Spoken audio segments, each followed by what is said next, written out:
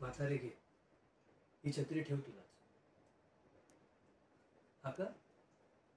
उन्हात अख्खा अंग भाजेस्तोवर फिरतेस, पावसात अख्खा पाऊस अंगावर झेलतेस. कशासाठी? हा? या 4 रुपयांसाठी? अगं जास्त आजारी पडलीस ना तर हॉस्पिटलचा खर्च सुद्धा परवडणार नाही तुला. ऐक माझं, घे ही छत्री. अगं घे, ठेव तुझ्याचकडे. ए शाणे, काय का तुझं मध्ये मध्ये? हा? ती तुझी फुलं आहे ना, ठेव तुझ्याचकडे. मी काही ते तुझ्या देवीला भेटायला आलेलो नाही. तुटलेली चप्पल शिवायला आलो होतो तेव्हा या म्हातारीला भिजताना बघितलं, तिच्यासाठी छत्री घेऊन आलोय. हा, ओटी आणि प्रसादाच्या नावाखाली तुम्ही स्वतःचे खिसे गरम करा फक्त. इथे आमच्या नशिबाचे चटके आहेत ना, आम्हालाच सोसायचे.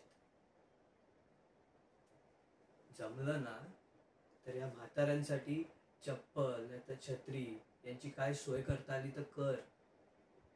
जास्त पुण्य कमवशील. काय? हो बोलणार, तुझ्या देवीला सुद्धा बोलणार. का? अशाच पावसात जेव्हा माझी आई मला कायमची सोडून वर गेली ना, तेव्हा तुझी देवी आली नाही.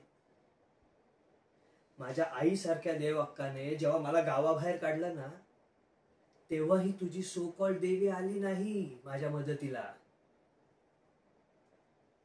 तुझ्या या देवीने मला ना बापाची माया दिली ना माझ्या प्रेयसीचं सुख मिळू दिलं.